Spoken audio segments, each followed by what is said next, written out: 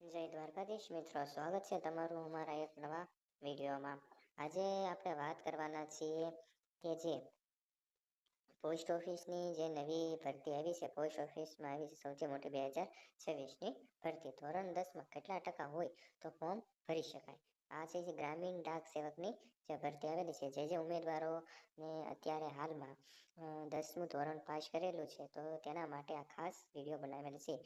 આની અંદર જો બધી જે છોકરીઓ છે તેને તો ખાસ વિડીયો જોવાનો જ છે, સાથે સાથે બધા જ છોકરા છે તેને પણ વિડીયો જોવાનો છે. કેમ કે અમુક વિદ્યાર્થીઓને પ્રશ્ન છે કે મારે ધોરણ 10માની અંદર એટલા ટકા છે તો હું શું ફોર્મ ભરી શકું કે ન ફોર્મ ભરી શકું.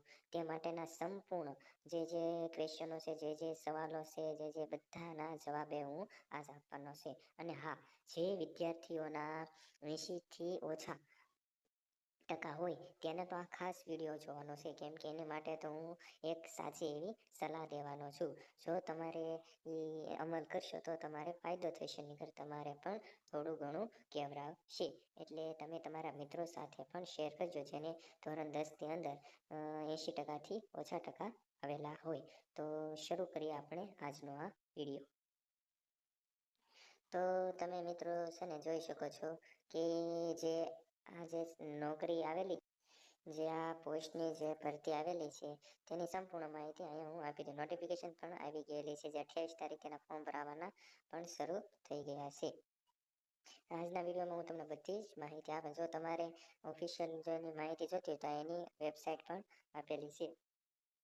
આ વેબસાઇટ પર તમારે ઓફિશિયલ માહિતી, બધી જ માહિતી એની આવી છે. હું આની અંદર બધી જ માહિતી નહીં કહું છું, બધી જ માહિતી કહીશ તો વિડીયો લાંબો થઈ જશે. જે ઇમ્પોર્ટન્ટ માહિતી છે તે તમે જોઈ શકો છો. રજીસ્ટ્રેશન કરવાની તારીખ પણ આપી દીધેલી છે, સબમિશન અને પેમેન્ટ કરવાની તારીખ પણ આપી દીધેલી છે.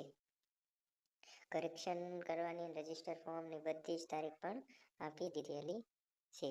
તમે જોઈ શકો છો, બધી જ માહિતી આપેલી છે. આની અંદર મેં વાત કરી તેની અંદર 2 પોસ્ટ પડે છે. બ્રાન્ચ પોસ્ટમેન અંદર તમે પોસ્ટની અંદર જો તમારું સિલેક્શન થઈ જાય છે તો એક BPM કરીને પોસ્ટ આવે છે, એટલે કે બ્રાન્ચ પોસ્ટ માસ્ટર, અને એક આવે છે ABPM એટલે આસિસ્ટન્ટ બ્રાન્ચ પોસ્ટ માસ્ટર. આ 2 પોસ્ટની અંદર તમારે સિલેક્શન થાય છે. જેની બધી જ માહિતી અહીં આપેલી છે કે બ્રાન્ચ પોસ્ટ બ્રાન્ચ એક આ કઈ છે કહેવાય ને કે બ્રાન્ચ પોસ્ટ માસ્ટરને શું શું કામ કરવાનું આવે છે તે અહીં લખેલું છે. અને એક આ છે આસિસ્ટન્ટ બ્રાન્ચ પોસ્ટ માસ્ટરને શું કામ કરવાનું આવે છે તેની પણ અહીંયા માહિતી આપી દેવામાં આવી છે. ત્રીજું છે ડાક સેવક, તેને પણ શું કામ કરવાનું છે તે અહીંયા આપી દીધેલું છે. મુખ્ય આની અંદર 2 પોસ્ટ છે, BPM અને ABPM ડાક સેવક. 12,000 BPM માટે 12,000ની જે પગાર શરૂ થાય છે, અને ABPM માટે એટલે ડાક સેવક માટે 10,000થી તેનો સ્ટાર્ટિંગ પગાર શરૂ થાય છે. ક્રાઇટેરિયા શું છે, એની એજ લિમિટ કેટલી છે એની આપ્યું છે. પછી તમારે આમાં કેટેગરી વાઇઝ છે ને હું કે એજ રિલેક્શન પણ આપી દીધેલું છે, એટલે એટલી આ કેટેગરીની અંદર જે આવતા હોય તેને એટલા વર્ષની છૂટછાટ પણ આપી દેવામાં આવી છે. પછી એમાં એજ્યુકેશન તમારે એમ થતું કે એજ્યુકેશન તો મેં તમને આગળ વાત કરી હતી એ જ છે, ખાલી કોઈ પણ શું કહેવાય બોર્ડની અંદરથી તમારે 10મું પાસ કરેલું હોવું જોઈએ, એટલે તમે આનું સિલેક્શન તમારું થઈ જાય. રેડી? તો આવી રીતનું સિલેક્શન પ્રોસેસની છે. પછી આગળ જો વાત કરું તો અધર ક્વોલિફિકેશનની અંદર તો કોમ્પ્યુટરનું થોડું જ્ઞાન હોવું જોઈએ, સાયકલ ચલાવતા આવડવી જોઈએ, થોડીક ભાષાકીય લોકલ ભાષા તમે જે પ્રદેશમાં સિલેક્ટ છે ને તેની લોકલ ભાષા આવડવી જોઈએ. તો આવું છે. બીજું કાંઈ છે નહીં. આ એક સારી એવી ભરતી છે. જો તમારી ઈચ્છા હોય તો તમે આમાં ફોર્મ ભરી શકો છો. અને અપ્લાય કરવાનું થાય તો જેને ઓફિશિયલ વેબસાઇટ પણ અહીંયા આપી દીધેલી છે. એની ઓફિશિયલ વેબસાઇટ છે, અહીંયાથી તમે ઘર બેઠા ફોર્મ ભરી શકો છો. અને હા મિત્રો, તમને એમ થતું હોય કે મારે ઘર બેઠા ફોર્મ ભરવું છે, કંઈ વાંધો પડે છે, તો તમે મેં મારો WhatsApp નંબર પણ નીચે મેં આપી દીધો છે, ત્યાં તમે ઘર બેઠા ફોર્મ ભરાવી શકો છો. અને હા, તમારે ગમે તે સરકારી નોકરી હોય, પ્રાઇવેટ નોકરી હોય, ખેડૂતલક્ષી યોજનાઓ હોય, ગમે તે આવનારી સરકારી ભરતી હોય વિશે ગમે તે માહિતી વિશે જાણવું હોય, સૌથી પહેલા અને સાચી અને સૌથી સચોટ માહિતી, કેમ તો અમારા WhatsApp ગ્રુપ પણ મેં બનાવેલું છે, તે નીચે મેં કમેન્ટમાં અને ડિસ્ક્રિપ્શન બોક્સમાં પણ આપી દીધું છે, તો તમે ત્યાં પણ જોડાઈ શકો છો. કેમ કે હું વિડીયો બનાવું અને બધી પ્રોસેસ કરું તો થોડીક વાર લાગી શકે છે, પણ હું ડાયરેક્ટ જ જે વોટ્સઅપ ગ્રુપની અંદર મેસેજ નાખી દઉં છું, એટલે તમને સૌથી પહેલાં માહિતી મળી જાય. એ રીતનું તો, અને તમારા મિત્રો સાથે પણ એ ગ્રુપને શેર કરજો, જેથી તેમને પણ સાચી અને સચોટ માહિતી સૌથી પહેલાં મળી રહે.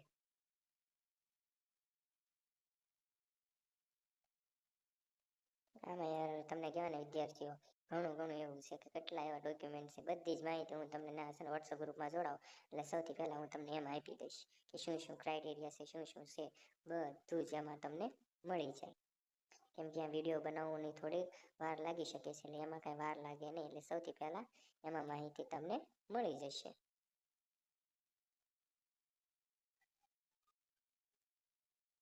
બધી પ્રોસેસ આપેલી છે, કઈ રીતનું ફોર્મ ભરવું, કઈ રીતે નહીં, બધી જ માહિતી જો આમાં આપેલી છે. આ આપણે કાંઈ માહિતી ઇમ્પોર્ટન્ટ છે નહીં, એટલે આપણે કાંઈ હું તમને સમજાવતો નથી કે શું શું કરવાનું. આપણે માટે જે ઇમ્પોર્ટન્ટ હશે એ હું તમને વિડીયોમાં વાત કરીશ. બીજી મારે કાંઈ બીજી વધારે વાત કરવાની થતી નથી. પછી તમને એમ થતું હશે કે આની માટે ફોર્મની ફી કેટલી છે, તો આનો ઓનલાઈન ફી ₹100 છે. આ રીતે એની માટે ₹100 તમારે ફી માટે છે. પછી જે એસસી ને એસટી કેટેગરીમાં આવતા હોય અને ફિમેલ કેન્ડિડેટ હોય એને તો ફ્રીમાં જ થાય છે, એટલે એને કંઈ ઉપાધિ કરવાની થતી નથી.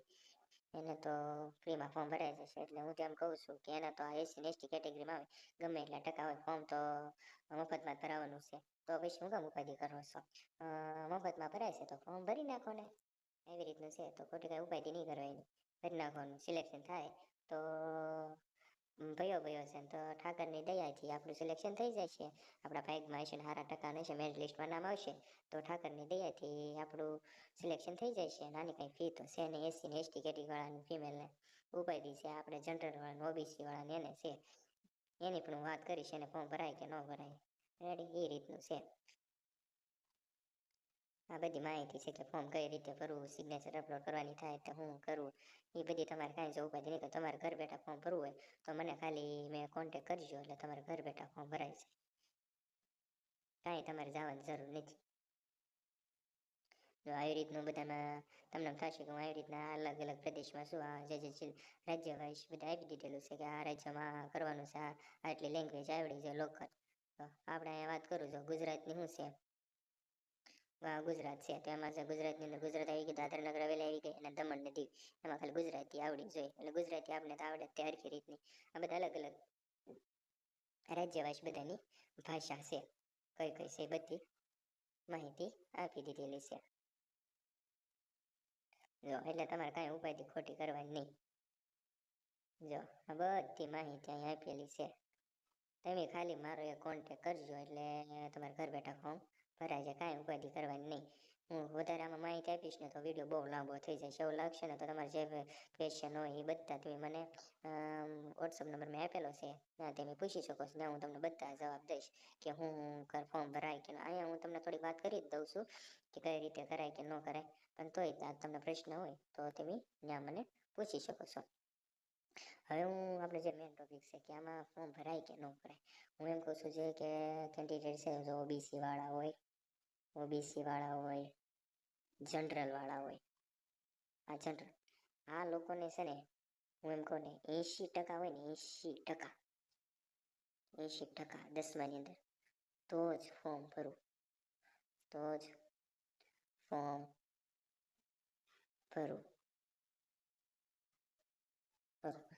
હું કહું આ જે ઓબીસી કેટેગરીમાં આવતા હોય, જનરલ કેટેગરીમાં આવતા હોય, એને છે ને જો 80% હોય ને તો જ ફોર્મ ભરાય. મારી સલાહ એવી છે કે આ લોકોનું માનું છું મારા અંદાજ પ્રમાણે, કેમ કે મેં ગયા વર્ષે મેં ઘણા લોકોના ફોર્મ ભર્યા હતા. એ લોકોને ઓબીસી અને જનરલ છેલ્લે 6 મેરિટ લિસ્ટ બહાર પડ્યા હતા ગયા વર્ષે, તો એ 6 મેરિટમાં જે 6ઠું મેરિટ લિસ્ટ હતું ને તોય તે એમાં આટલી બધું ભરતી પૂરી થઈ ગઈ તોય તે એને છેલ્લે 82 થી 83% મારા અંદાજ પ્રમાણે, તોય તમે ગૂગલમાં સર્ચ કરીને જોઈ લેજો કે 6ઠું મેરિટ લિસ્ટના ઓબીસી કેટેગરીવાળાના કેટલા મેરિટ લિસ્ટ અટક્યું હતું તોય તમે ફોર્મ ગૂગલમાં ચેક કરી જોજો કેટલાય અટક્યું હતું તોય રેડી. તો મારું કેવું એમ છે કે આ જે કેટેગરીના લોકો છે એને 80% હોય ને ઉપર હોય ને તો જ ફોર્મ ભરવું. હું એમ નથી કહેતો કે આ આટલા ટકા હોય તો તમારો વારો આવી જાય, હોય ને તો જ ફોર્મ ભરાય. તમને એમ થતું કે 60, 65, 70, 75% છે હું ફોર્મ ભરી દઉં. મારે કેવું એમ છે તમારા ખોટે ખોટા 100-200 રૂપિયા બગડશે તો હું કામ ખોટે ખોટું ફોર્મ ભરો છો. એની કરતા છે ને તમે ફોર્મ જ ન ભરતા. ખોટે ખોટા ફોર્મ ભરા અને કાંઈ ફાયદો તો થવાનો નથી. એટલે હવે વાત રહી છે જે એસટી કેટેગરીમાં. કોણ હવે વાત રહી આપણે મેં વાત કરી એ રીતના. હવે વાત રહી છે આપણે મેં વાત કરી જે એસટી કેટેગરી હોય, એસસી, એસટી અને મહિલા. આ ઉમેદવાર આ મહિલાઓને આ જે કેટેગરીમાં આવતા હોય ને એને છે ને 50%થી નીચે હોય ને 50%થી નીચે નીચે 50%થી નીચે હોય તોય ભરવું, તોય ફોર્મ ભરવું. હા, મારું કેવું એવું છે કે એસસી ને એસટી કેટેગરીમાં જે આવતા હોય અને જે મહિલા ઉમેદવારો છે એને 50% જો આવેલા હોય ને 50%થી નીચે હોય ને તો પણ એને ફોર્મ ભરી દઉં. કેમ કે આ જે કેટેગરીમાં આવતા હોય એને એટલું બધું ઊંચું મેરિટ લિસ્ટ જતું નથી. એટલે તો મારી તોય તમારો રિસર્ચ કરી લેજો, ગૂગલ કરી લેજો, અમુક ભાઈબંધ દોસ્તાર મિત્રોને પણ પૂછી જોજો કે આવી રીતનું છે તો શું કરાય, ફોર્મ ભરાય કે ન ભરાય. મારું કેવું છે એવી રીતના જે કેટેગરીમાં આવતા હોય ને જે છોકરીઓ છે ને એવી રીતના એને તો બધી છોકરીઓને તો ફિમેલ કેટેગરીને મફતમાં જ ફોર્મ ભરાય છે તો હું કામ તમે ફોર્મ ભરી દો ને. જો લાગુ હોય છે તો ઠાકરની દયા હશે તો આપણે લાગી જઈશું, સિલેક્શન થઈ જશે. નહીંતર તો આપણે કાંઈ ખોટી ઉપાધિ કરવાની થતી નથી. તો આવી રીતનું છે. અને જો તમારો મિત્ર અમને આ વિડીયો ગમ્યો તો તમારા મિત્રો સાથે પણ શેર કરજો જેથી તેને ખબર પડે કે મારા એટલા ટકા છે તો મારા ફોર્મ ભરાય કે ન ભરાય. તો સારું મિત્રો, મળવી એક નવા વિડીયોમાં. જય દ્વારકા.